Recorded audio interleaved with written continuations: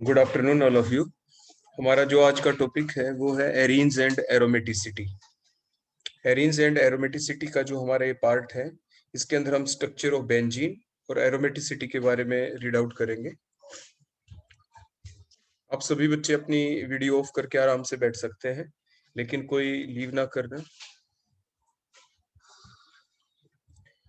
तो सबसे पहले हम ये देखते हैं कि व्हाट आर एरीन्स। कि एरीन्स आप कहते किसे हैं?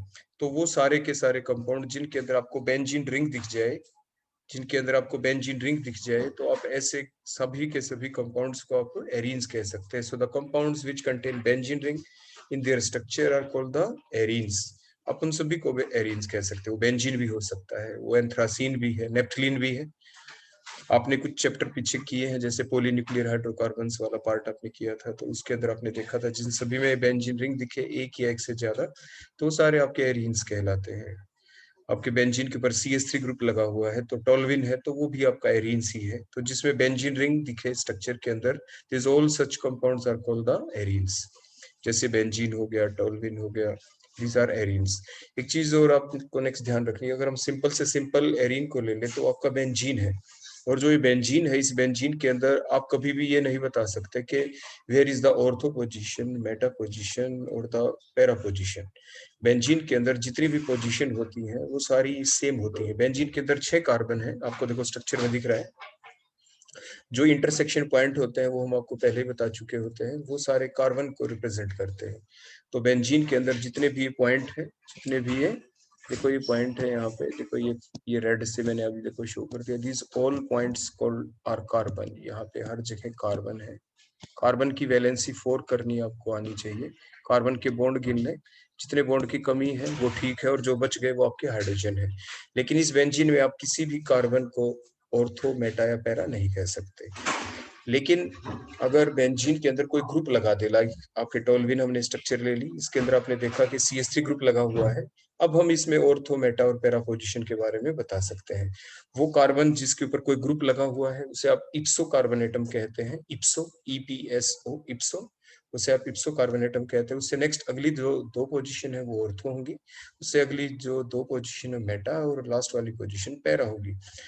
कई बार जो स्टूडेंट्स हैं वो इस टाइप से देखो पजल हो जाते हैं कि मान लीजिए अगर मैं आपके सामने देखो ये ड्रा कर कर रहा हूँ यहाँ पे, अगर मान लीजिए मैं CH3 को देखो साइड में लिख देता, देखो यहाँ पे ऐसे CH3, और मैं ये कहूँ बताओ इसमें कोई ऑर्थो, मेटा, पैरा है या नहीं, तो आप कहेंगे, कोई बच्चा कह देगा हाँ सर इसमें हो सकती, कोई कहेगा नहीं। तो लेकिन इसके अंदर ऑर्थो, मेटा, पैरा पोजीशन कोई भी नहीं है। इसलिए नहीं है क्योंकि इसमें बेंजीन रिंग नहीं है, ये साइक्लोहेक्सेन रिंग है, ये आप जरूर ध्यान रखें। तो जब बेंजीन रिंग होता है तभी तभी आप ऑर्थो, मेटा और पैरा पोजीशन को यूज करते हैं, इन वर्ड्स को आप यूज करते हैं। अब यूज नहीं करेंगे। लेकिन अब दूसरी कंडीशन क्या आ जाती है, मान लीजिए इसी में मैं double single double single double bond लगा दूं, और अब मैं पूछूं ऑर्थो, मेटा, पैरा कौन सी है, तो काफी बच्चे क्या कहते हैं उसी टाइप से जैसे मैंने बताया कि वो इन ऊपर वाली दो पोजीशन को देखो, इनको ऑर्थो और इधर वाली को भी ऑर्थो कहना शुरू कर देते हैं। अपने माइंड में एक इमेज बना लेते हैं कि जो ऊपर वाला कार्बन है उसे नेक्स्ट 2 को ऑर्थो, अगली दो को मेटा और लास्ट वाली को पैरा कहते हैं। ऐसा नहीं करना है आपको। आपको क्या करना है कि कोई भी ग्रुप जहां पे भी लगा हुआ है, जैसे बेंजीन रिंग के ऊपर जहां पे CH3 लगा हुआ है, इससे अगली जो दो पोजीशन है इसके साथ वाली, these are the ortho position. देखो ये ऑर्थो है, इधर से ये ऑर्थो है। ऐसे ही इससे जो नेक्स्ट 2 पोजीशन है वो मेटा है, इधर भी मेटा है, इधर भी मेटा है, और जो लास्ट में एक पोजीशन बच गई वो पैरा है। तो इन छोटी छोटी बातों को आप जरूर ध्यान रखना। इन्हीं बातों की वजह से गलतियां होती हैं और हो सकती हैं, तो आप ये गलती नहीं करेंगे। इसके बाद नेक्स्ट आ जाता है कि अगर हमारे कंपाउंड के अंदर जो बेंजीन रिंग है, अभी तो हमने एक ही फंक्शनल ग्रुप लगाया, यहाँ पे एक ही ग्रुप लगाया CH3, और हमने बता दिया किस तरह से आप ऑर्थो, मेटा, पैरा पोजीशन देख सकते हैं। अगर एक से ज्यादा फंक्शनल ग्रुप हो तो क्या करें, तो उस वक्त आपने आईपैक नेमिंग आपको पहले ही पढ़ाई जा चुकी है, उसमें आपने देखा था कि the different functional groups have different priority. जब भी आप नेमिंग करते हैं तो आप प्रायोरिटी सीक्वेंस को जरूर यूज करते हैं, because all functional groups are not of same priority. Some functional group have higher priority, other functional group have lower priority. So out of these different functional group which have the highest priority among the functional groups present in the given compound, किसी भी compound में मान लीजिए 2 functional group है, 3 functional group है, उन तीनों में किसकी प्रायोरिटी सबसे ज्यादा है उसे आप प्राइमरी फंक्शनल ग्रुप कहते हैं, and the remaining one called the secondary functional group और द सब्स्टिट्यूएंट्स, आपने सब्स्टिट्यूएंट या सेकेंडरी फंक्शनल ग्रुप कह देते हैं। तो ऐसे ही हम यहाँ पे बता रहे हैं कि जैसे आपने ये ले लिया एग्जाम्पल ऑर्थोक्लोरोफिनोल, इसमें दो हो गए आपके पास group, one is the OH, other one is the Cl, which have the highest priority, OH की highest priority होगी यहाँ पे as compared to the Cl। तो जिसकी प्रायोरिटी हाईएस्ट होती है उस कार्बन को आप इप्सो कार्बन एटम कहेंगे, उसे आप क्या कहेंगे, that called the इप्सो carbon atom. उससे नेक्स्ट वालों को आप देखो क्या कहेंगे, ऑर्थो, नेक्स्ट वालों को मेटा, लास्ट वाले को आप पैरा कहते हैं। तो ये आप जरूर ध्यान रखें, जब भी आप ऑर्थो मेटा पैरा किसके रिस्पेक्ट में कहें, कौन से ग्रुप के रिस्पेक्ट में कहें, हमने OH के रिस्पेक्ट में देखा, क्योंकि OH की जो प्रायोरिटी है वो मोर है as compare to the Cl। ये आप आइपैक नेमिंग की प्रायोरिटी सीक्वेंस को ध्यान रखते हुए बता सकते हैं। अब मैंने ये वर्ड यूज किया था इप्सो, तो वो कार्बन जिसके ऊपर प्राइमरी फंक्शनल ग्रुप अटैच होता है, यहाँ पे तो ग्रुप 2 है, one is the OH, other one is the Cl। Out of these two which have the highest priority, OH is the highest priority. So the carbon of the benzene ring containing the OH containing the primary functional group called the ipso carbon atom, उसे आप ipso कहते हैं। So the carbon atom of the benzene ring having the primary functional group is called the ipso carbon atom, आप उसे ipso carbon atom कहते हैं। तो यहाँ तक तो हमने आपको बताया कि एरीन्स किसे कहते हैं, और अकेले बेंजीन में ऑर्थो मेटा पैरा पोजीशन को आप यूज नहीं कर सकते, कोई ग्रुप होगा तभी करेंगे, बेंजीन रिंग का होना जरूरी है। आप साइक्लोहेक्सेन, साइक्लोपेंटेन में ortho Meta para position use नहीं कर सकते हैं। और इप्सो कार्बन एटम होता क्या है। इसके बाद नेक्स्ट आ जाती है structure of benzene. Structure of bonding वाला जो हमारा पार्ट था, वहां पे हमने कुछ थोड़ी बहुत बातें इसके बारे में आपको बताई भी थी, लेकिन अलग अलग साइंटिस्ट ने इसके बारे में क्या कहा। फॉर एग्जांपल कैक्यूल एक साइंटिस्ट था जिसने बेंजीन के बारे में कुछ धारणाएं बना रखी थी, उसकी कुछ अजम्पशंस थी कि बेंजीन की स्ट्रक्चर कुछ ऐसी होनी चाहिए, उसके अंदर ये खास बातें होनी चाहिए। तो एग्जाम में आपके क्वेश्चन आ सकता है कि explain the structure of the benzene on the basis of the Kekulé, Kekulé के बेसिस के ऊपर बेंजीन की स्ट्रक्चर को एक्सप्लेन करें। तो आपको और बातें नहीं लिखनी, आपको वही बातें यहाँ पे लिखनी है जो इस साइंटिस्ट ने बताई। तो इस साइंटिस्ट ने देखो क्या बताया, इसने ये कहा कि जो बेंजीन है ये स्ट्रक्चर आपको दिख तो रही है यहाँ पे, लेकिन इसने क्या कहा, इसने ये कहा benzene is a cyclic ring structure, बिल्कुल ठीक है। सेकंड इसने क्या कहा, benzene ring has the 3 double bond, वो भी बिल्कुल ठीक है। लेकिन जो थर्ड पॉइंट था, यहाँ पे इसने कुछ ऐसा कह दिया जिसकी वजह से जो कैक्यूल स्ट्रक्चर थी उसकी कुछ लिमिटेशंस भी आ जाएंगी। तो थर्ड पॉइंट इसने क्या कहा कि benzene has 3 localized double bond. Localized कौन होते हैं, लोकलाइज्ड वो होते हैं which position are fix. Carbon इस बेंजीन रिंग के अंदर जो 3 डबल बॉन्ड है, इस साइंटिस्ट ने कह दिया कि तीनों के तीनों जो डबल बॉन्ड है उनकी पोजीशन फिक्स है, वो लोकलाइज्ड है, वो मूवेबल नहीं है, वो मूव नहीं कर सकते। अल्टरनेटिवली तो प्रेजेंट है ही लेकिन मूव नहीं कर सकते, ऐसा इसने कह दिया। तो benzene ring has 3 localized double bond. तो इसी बात को ध्यान में रखते हुए एकदम इसमें क्या आ गई, लिमिटेशंस आ गई। तो लिमिटेशन क्या हुई कि क्या क्या करके देखा किसी औरों ने, और जो साइंटिस्ट थे उन्होंने कोई काम करके देखा होगा, कोई रिएक्शन करके देखी होगी बेंजीन के अंदर। जो बेंजीन का जो थर्ड पॉइंट था कैक्यूल के अकॉर्डिंग, जो थर्ड पॉइंट है कि लोकलाइज्ड डबल बॉन्ड, वो इस पॉइंट को सपोर्ट नहीं करती थी रिएक्शन।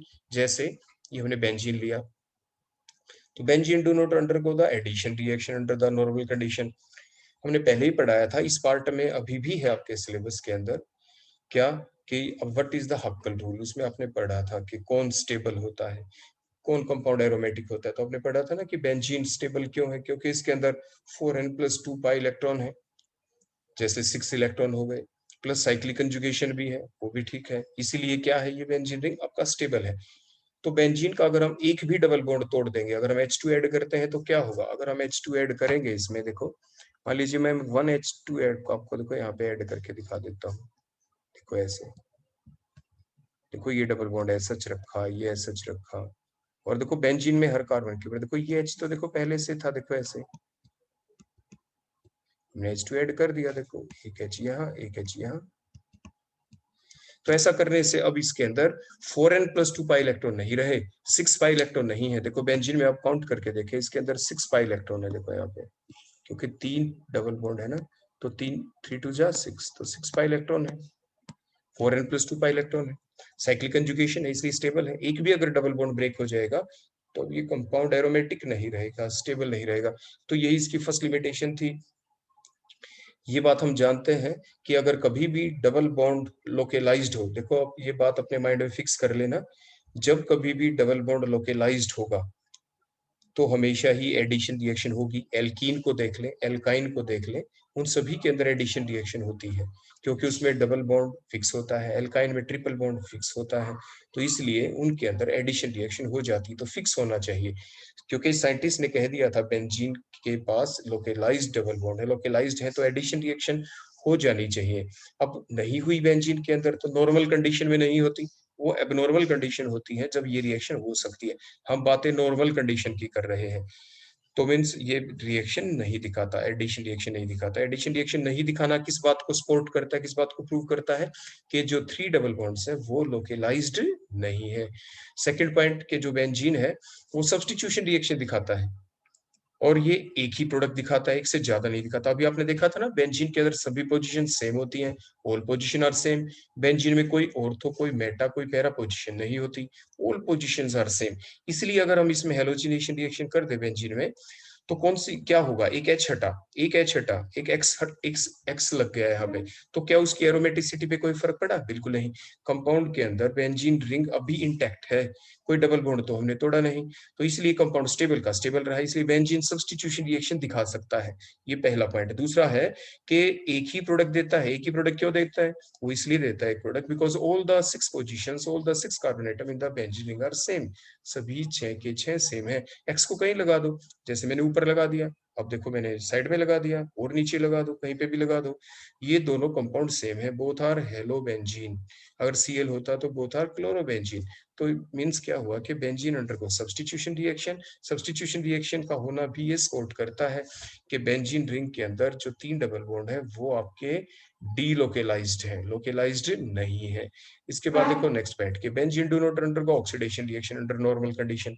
नॉर्मल कंडीशन में अगर हम इसमें KMnO4 डाल दें, आगे हम रिएक्शन पढ़े भी गए, आपने पहले ही पढ़ा होगा अपने लोअर क्लासेस के अंदर, कि बेंजीन के ऊपर अगर कोई CH3 ग्रुप लगा होता, बेंजीन पे अगर क्या लगा होता, कोई CH3, अगर हम यहाँ पे देखो CH3 ग्रुप लगा देते, देखो यहाँ पे कहीं पे भी, और फिर अगर हम इसमें KMnO4 डाल देते, पोटाशियम परमैंगनेट, तो ऑक्सीडेशन हो जाता। होता तो किसका होता? इस CH3 ग्रुप का होता, ये COOH ग्रुप के अंदर कन्वर्ट हो जाता। लेकिन अब देखो ये CH3 तो है नहीं, बात तो हम किसकी कर रहे हैं? बात तो हम बेंजीन की कर रहे हैं। तो अब बेंजीन का कोई भी ऑक्सीडेशन नहीं होगा, benzene do not undergo the oxidation reaction. आप ये नहीं कहेंगे कि सर हमने तो थर्मोडायनेमिक्स में ये पढ़ा है कि अगर हम इन प्रेजेंस ऑफ एयर, एयर की प्रेजेंस में किसी कंपाउंड को अगर हम हीट कर देते हैं, तो every hydrocarbon whether it is a benzene और नॉट, चाहे बेंजीन होता, एल्केन होता, एल्कीन होता, all compound get converted into CO2 और H2O। वो बात बिल्कुल ठीक है, हम यहाँ पे उस ऑक्सीडेशन की बात नहीं कर रहे, कि एरियल ऑक्सीडेशन की बात नहीं है यहाँ पे कि हवा में जला दिया जल जाएगा। बेंजीन का अगर एरियल ऑक्सीडेशन करेंगे तो CO2 प्लस H2, वो तो एक बेसिक प्रॉपर्टी है हर एक हाइड्रोकार्बन की, कि each of the hydrocarbon whether it is alkane, alkene, alkyne, benzene, कोई भी हो, आपके नेप्थलीन कंपाउंड थे, पॉलीन्यूक्लियर हाइड्रोकार्बन्स थे, कोई भी थे, अगर आप किसी को भी एरियल ऑक्सीडेशन करेंगे तो it will give the final product as the CO2 and the H2O। बात यहाँ पे ऑक्सीडाइजिंग एजेंटों के द्वारा ऑक्सीडेशन की है, like KMnO4 in acidic medium हम डाल दें तो नो रिएक्शन। तो वो भी इस बात को सपोर्ट करता है कि ये जो कंपाउंड है इसके अंदर आपके जितने भी डबल बॉन्ड है वो सारे कैसे हैं? डीलोकेलाइज्ड है।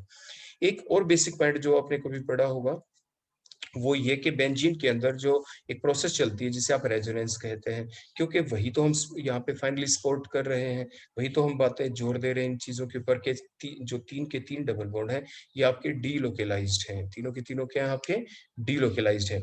डीलोकेलाइज्ड होने से डबल बॉन्ड नहीं रहेगा। जहाँ पे आपको सिंगल बॉन्ड दिख रहा है बेंजीन रिंग के अंदर, देखो वो बेंजीन रिंग जब ये मूव करेंगे इलेक्ट्रॉन, तो मूव करने के बाद देखो कैसी स्ट्रक्चर बन जाएगी। अगर हम सेकंड स्ट्रक्चर बना के दिखाना चाहें, जहाँ पे सिंगल बॉन्ड था देखो वहां पे डबल आ जाएगा, जहाँ पे डबल था वहां पे सिंगल, जहाँ पे सिंगल था वहां पे डबल। इस प्रोसेस को अब रेजोनेंस कहते हैं। इट मींस जो बेंजीन रिंग है उसके अंदर प्योरली डबल और सिंगल बॉन्ड नहीं है, उसके अंदर जो डबल बॉन्ड और सिंगल बॉन्ड के बीच का बॉन्ड है, क्योंकि अंडर मूवमेंट है ये इलेक्ट्रॉन्स तो सारे। यही पाया भी गया कि carbon carbon bond length in the benzene is 1.39 angstrom and that bond length is in between the double and the single bond. जो आपके सिंगल बॉन्ड की बॉन्ड लेंथ होती है, कार्बन कार्बन सिंगल बॉन्ड की जो लेंथ होती है वो 1.54 एंगस्ट्रॉन होती है, और कार्बन कार्बन डबल बॉन्ड की 1.34 एंगस्ट्रॉन होती है। वो जो बेंजीन है, बेंजीन के अंदर ना तो 1.34 एंगस्ट्रॉम का कोई बॉन्ड है, ना 1.54 एंगस्ट्रॉम का कोई बॉन्ड है, तो बॉन्ड लेंथ कितनी मिली बेंजीन में? 1.39 मिली, मींस दोनों के बीच की। वो ये शो करता है, वो इस बात को फाइनलाइज करता है, एम्फेसिस करता है उस बात के ऊपर कि जो ये चीज तब पॉसिबल है अगर तीन के तीन डबल बॉन्ड डीलोकलाइज्ड हो। कैसे हो आपके? डीलोकलाइज्ड। तो all these above fact shows that the three double bond in the benzene ring are not localized. Paper में ऐसे आपसे क्वेश्चन भी पूछा जा सकता है कि बताओ वो कौन कौन से फैक्ट है, वो कौन कौन से फैक्ट्स हैं जो ये शो कर दें, प्रूव कर दें कि all the three double bond in benzene ring are not localized, वो डीलोकलाइज्ड है। पेपर में ऐसे क्वेश्चन आपके आ सकता है। तो ये जो लिमिटेशन के जो 4 पॉइंट हमने लिखे हैं वो इसी क्वेश्चन का जवाब है। देखो, how will you show that, how will you prove that, या give the facts which shows that the three double bond in the benzene ring are delocalized। तो वो फैक्ट्स दें, तो ये 4 पॉइंट आप एग्जाम में लिखाना, ऐसे डायग्राम बना देना और ये 4 पॉइंट लिख देना, आपके उस क्वेश्चन का जवाब बन जाएगा। या आ जाए what are the limitation of the Kekule structure, तो भी आपको यही 4 पॉइंट लिखने होंगे। What explain the Kekule structure, तो कैक्यूल के ऊपर वाली तीन बातें आपको लिखनी होंगी। तो इस टाइप से आपका ये था about the structure of the benzene. ये सिंपल हमने स्ट्रक्चर को एक्सप्लेन किया है। अब नेक्स्ट हम देखेंगे कि वो कौन कौन सी रिएक्शन है जो ये शो कर दें कि बेंजीन रिंग के अंदर क्या है, डबल बॉन्ड है। जैसे अभी मैंने बताया, हमें ये भी तो अप्रूव करना है कि बेंजीन के अंदर डबल बॉन्ड तो है ही। तो उसके लिए हमने क्या किया, हमने थोड़ी विग्रस कंडीशन, देखो double bond under normal condition तो शो नहीं करता बेंजीन, अंडर नॉर्मल कंडीशन के अंदर बेंजीन एडिशन रिएक्शन शो नहीं करेगा। तो अंडर द विग्रस कंडीशन, तो बेंजीन में अगर हम hydrogen in presence of a catalyst like nickel, platinum, palladium, आप कोई भी डाल दें, but under the higher temperature and the pressure, तो it will undergo the addition reaction, जो होनी नहीं चाहिए। इसलिए तो एक्स्ट्रा एफर्ट लगाने पड़े, नॉर्मल कंडीशन नहीं हो रही थी। आपने पढ़ा है ना कि जब रिएक्टेंट प्रोडक्ट में कन्वर्ट होते हैं तो डायरेक्टली कन्वर्ट नहीं होते, they require some activation energy. वो तो इस रिएक्शन की जो एक्टिवेशन एनर्जी बहुत ही ज्यादा है, क्योंकि under normal condition, normally at low temperature, ये बेंजीन साइक्लोहेक्सेन में कन्वर्ट हो ही नहीं सकता। Very large activation energy is required. देखो, जो ये डायग्राम आपने कई बार बनाया है आपके थर्मोडायनेमिक्स के अंदर भी, देखो इस टाइप से बनाते हैं ना कि ये इधर यहाँ पे आपने रिएक्टेंट ले लिया, ये प्रोडक्ट ले लिए, ये देखो ये एक्टिवेशन एनर्जी, देखो ये जो ऊंचाई होती है इसे एक्टिवेशन एनर्जी कहते हैं। तो ये जो एक्टिवेशन एनर्जी है, कुछ एनर्जी तो देखो रिएक्टेंट के पास थी, देखो ये that called energy of the reactant, जो ये थी पहले से। कुछ एक्स्ट्रा एनर्जी और जो चाहिए, देखो जिसे आप, ये जो एनर्जी है दैट कॉल्ड एक्टिवेशन एनर्जी, इधर ये एनर्जी होती है। यहाँ पे प्रोग्रेस ऑफ द रिएक्शन, या आप टाइम भी लिख सकते हैं, या प्रोग्रेस ऑफ द रिएक्शन आप लिख सकते हैं यहाँ पे। तो जब समय बीतता है तो रिएक्टेंट बोलो किस में कन्वर्ट होते हैं, प्रोडक्ट में, लेकिन वो तभी कन्वर्ट होंगे रिएक्टेंट प्रोडक्ट में when they acquire something activation energy. किसी रिएक्शन के दौरान एक्टिवेशन एनर्जी कम होती है, मींस वो लो टेम्परेचर पे हो जाती है। कोई रिएक्शन ऐसी होती है जो which require very high temperature like that, जैसे ये है, यहाँ पे हाई टेम्परेचर भी चाहिए, हाई प्रेशर भी चाहिए, कैटलिस्ट भी डालना पड़ा निकेल, तब जाके ये रिएक्शन होती है। तो लेकिन हमें सिर्फ प्रूफ ये करना था कि बेंजीन के अंदर डबल बॉन्ड है, तो इस रिएक्शन से ये प्रूफ हो गया कि बेंजीन के अंदर डबल बॉन्ड है। नेक्स्ट पॉइंट आ जाता है कि benzene undergo the ozonolysis reaction, कि बेंजीन जो है वो ओजोनोलिसिस रिएक्शन भी दिखाता है। तो ओजोनोलिसिस रिएक्शन कैसी रिएक्शन होती है, उसमें होता क्या है? उस रिएक्शन के अंदर एक बड़ी बेसिक बात है जो आगे भी आपको बताई जाएगी, इस बात को अपने दिमाग में आप बिठा लेना अच्छे से, कि ओजोनोलिसिस रिएक्शन होने के लिए किसी भी कंपाउंड के अंदर डबल बॉन्ड का होना जरूरी है, ट्रिपल बॉन्ड का होना जरूरी है, मींस मल्टीपल बॉन्ड का होना जरूरी है। Point number 1। Second, ozonolysis reaction के दौरान दो बॉन्ड टूटेंगे। जो मल्टीपल बॉन्ड है, मल्टीपल बॉन्ड जैसे यहाँ पे डबल बॉन्ड ही दिख रहे हैं, तो दोनों दो बॉन्ड टूट जाएंगे। The two bond of the multiple bond will break, ये ध्यान रखना है। दो बॉन्ड टूटेंगे, अगर एल्काइन होता उसमें 3 बॉन्ड है तो दो ही टूटेंगे, one bond will remain left, वो बच जाएगा। अब जैसे इसमें हमने कहा, देखो ये हमने ब्रेकेज दिखा दी, देखो डॉटेड लाइन से आप सभी को दिख रहा होगा, हमने दिखाया यहाँ पे। तो ये बॉन्ड टूटेंगे और ये बॉन्ड खिंच जाएंगे लंबे, डबल बॉन्ड ये स्ट्रेच होंगे, खिंचेंगे, लंबे होंगे, टूट जाएंगे। और जो वैलेंसी पूरी कौन करे, ऑक्सीजन कर देगा। देखो अब ध्यान से, जो भी डबल बॉन्ड है देखो हमने तोड़ते हुए दिखाया। देखो मैं साइड में भी आपको समझाने के लिए देखो दोबारा से बना देता हूँ। मान लीजिए ये सिंगल बॉन्ड है, ये देखो डबल बॉन्ड था, देखो ऐसे, ये इधर से देखो ये डबल बॉन्ड था, देखो टूट गया ऐसे, ये डबल बॉन्ड था, देखो टूट गया ऐसे, ये सिंगल बॉन्ड है सच रह गया, ये डबल बॉन्ड था, देखो टूट गया यहाँ से, देखो ये सिंगल बॉन्ड था, ये डबल बॉन्ड था, देखो टूट गया यहाँ से बेंजीन का, देखो ऐसे टूट गया ये, ठीक हो गया। तो जहां पे डबल बॉन्ड टूटने की वैलेंसी पूरी कौन करेगा, ओजोनोलिसिस रिएक्शन में, तो देखो ऑक्सीजन लगा दें आप यहाँ पे, बस यहाँ पे ऑक्सीजन लगा दें। तो ये जो कंपाउंड बन गया इसको कहते हैं ग्लाइऑक्सल। बोलो क्या कहते हैं? ग्लाइऑक्सल। बचे हुए इंटरसेक्शन पॉइंट तो देखो आप सभी ने देखा ही था, ये सी और एच होता है यहाँ पे, हर कार्बन पे हर इंटरसेक्शन पॉइंट पे कार्बन बची हुई वैलेंसी आप एच से पूरी कर देते हैं। तो ये ग्लाइऑक्सल के 3 मोल्स बन गए। तो मीन्स ये कब हुए? क्योंकि कंडीशन वही कि मल्टीपल बॉन्ड का होना जरूरी है, डबल बॉन्ड था तभी तो एक ग्लाइऑक्सल बना। वही तो हमें प्रूव करना था कि रिएक्शंस वो हमें शो करनी है which shows the presence of the double bond, जो डबल बॉन्ड के होने को एक्सप्लेन कर पाए कि बेंजीन रिंग के अंदर डबल बॉन्ड होता ही है। क्लियर हो गया यहाँ तक? तो ये कौन से फैक्ट थे जिन्होंने क्या एक्सप्लेन किया कि benzene ring has the double bond in their structure. इसके बाद नेक्स्ट पॉइंट हमारा आ जाता है ऑर्बिटल स्ट्रक्चर क्या है बेंजीन की। ये भी हम स्ट्रक्चर एंड बॉन्डिंग में आपको ध्यान हो हम आपको पढ़ा चुके हैं, आपके पेपर में भी आ सकता है कि explain the orbital structure of the benzene, के ऑर्बिटलों के द्वारा एक्सप्लेन करें। इसमें हमने क्या किया था? बेंजीन के अंदर आपको देखो क्या दिख रहा है यहाँ पे, बेंजीन के अंदर आपको दिख रहा है कि C6H6 इसका फार्मूला है, कार्बन है, तो कार्बन की आप कॉन्फ़िगरेशन लिखेंगे 1s2 2s2 2p2। उसके बाद उसको ओपन फॉर्म में लिखेंगे, 4 इलेक्ट्रॉन इनकी वैलेंस शेल में 2s और 2p2। ये क्या है इसकी? देखो ये इसकी वैलेंस शेल है, ये वैलेंस शेल है।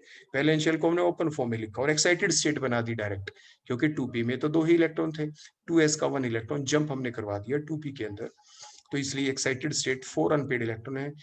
नेबरिंग एटम कौन है? हाइड्रोजन, उसकी कॉन्जुगेशन क्या है? 1s1। उसके बाद हमने यहाँ पे नेक्स्ट बताया कि हाइब्रिडाइजेशन जो प्रोसेस चलेगी यहाँ पे किससे चलेगी? एक s और 2p। तो आप ये कहेंगे कि हम कैसे याद करें? ये आपने पहले ही देखो, बेंजीन की स्ट्रक्चर आपको हमेशा अपने माइंड में रखनी ही है। देखो ये जो बेंजीन है इसकी स्ट्रक्चर देखो आपके माइंड में पहले से होनी ही चाहिए। देखो ये हमने स्ट्रक्चर बना दी देखो बेंजीन की एक। तो इस कार्बन के बॉन्ड गिने, देखो इस कार्बन कितने बॉन्ड है टोटल? इसके 4, देखो 1 2 3 4। सिग्मा बॉन्ड कितने? सिग्मा बॉन्ड तो 3 है, प्लस एक तो पाई बॉन्ड है, पाई बॉन्ड तो काउंट नहीं करते। लोन पेयर कितने? 0 है। तो आंसर कितना आ गया? 3। 3 का मतलब क्या हो गया? sp2। तो इस टाइप से आपने देखा कि जो हाइब्रिडाइजेशन होती है कार्बन की वो क्या होती है? sp2। तो हाइब्रिडाइजेशन क्या होती है बोलो? कार्बन की sp2। तो इस टाइप से हम आपको पहले बता दें, अदरवाइज आपके माइंड में ये पजलिंग रहेगी कि हाइब्रिडाइजेशन हम sp2 ही क्यों दिखाएं।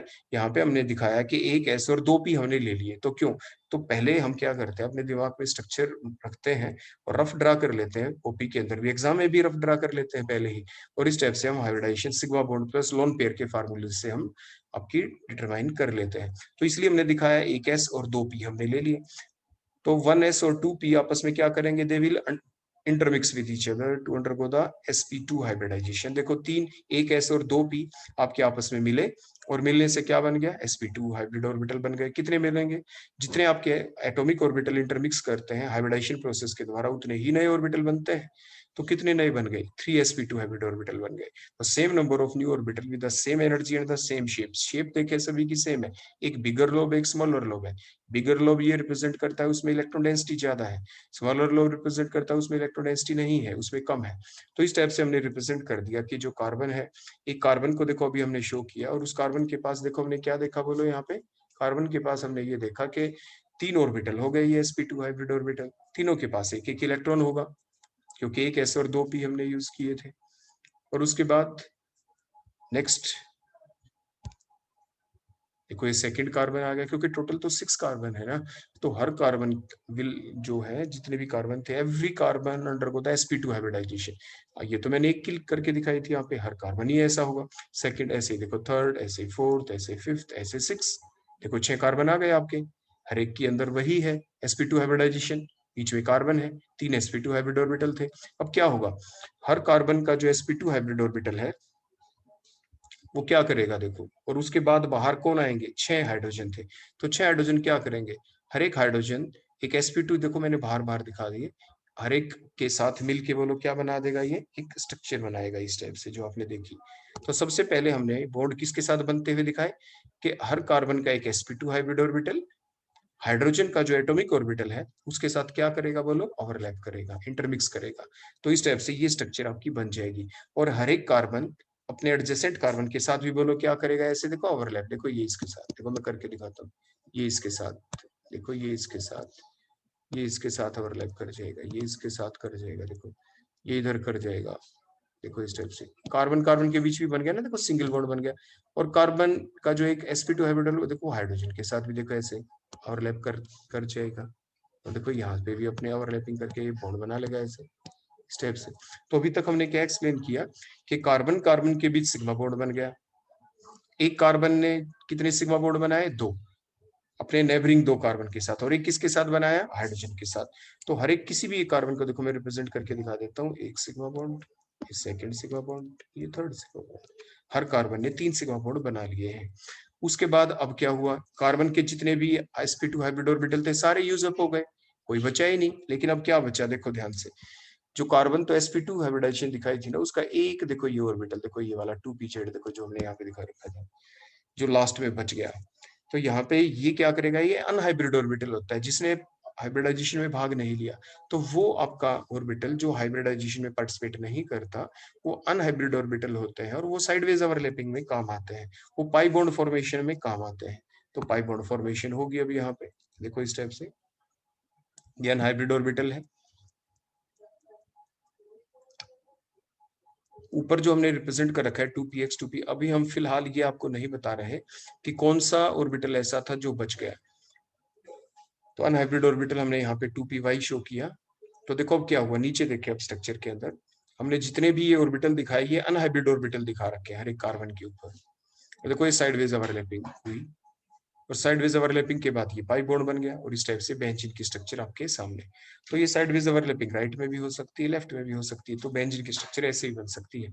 अभी हमने बताया था कि बेंजीन के अंदर जो पाई बॉन्ड होते हैं वो डिलोकलाइज्ड होते हैं, अंडर मूवमेंट होते हैं, राइट लेफ्ट वो किधर भी मूव कर सकते हैं, जैसे अभी आपको यहाँ पे बताया गया। तो आप इन छोटी छोटी बातों का आप ध्यान रखेंगे। तो ये थी orbital structure of the benzene. तो यहाँ तक किसी भी बच्चे को कोई भी डाउट है तो पूछ सकता है। तो ये ऑर्बिटल स्ट्रक्चर ऑफ बेंजीन है। कोई डाउट किसी स्टूडेंट को, तो आप यहाँ तक पूछ सकते हैं।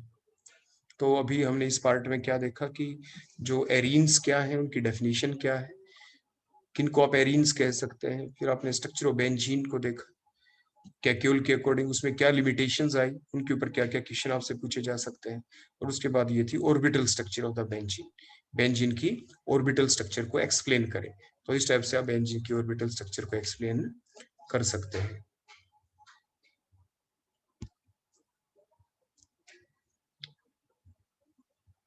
तो किसी बच्चे को कोई डाउट कुछ पूछना हो तो पूछें। Thank you.